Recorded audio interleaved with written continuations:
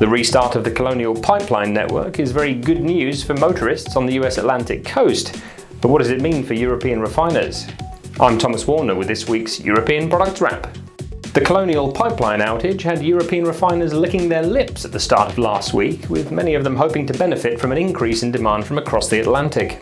The prompt reopening of the pipe is therefore bad news for European refiners, but just how bad it is remains an open question. Gasoline and diesel flows from Europe to the US were notably high even prior to the outage, supported by America's comparatively swift recovery from the COVID-19 pandemic.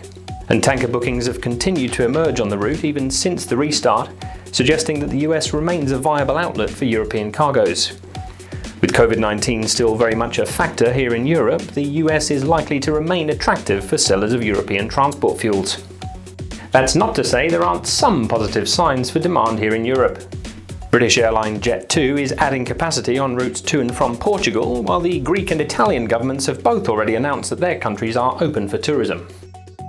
Thanks for tuning in this week. If you have any thoughts to share about the European demand outlook, please feel free to comment below, and I'll see you again next time for another edition of the Argus European Products Wrap.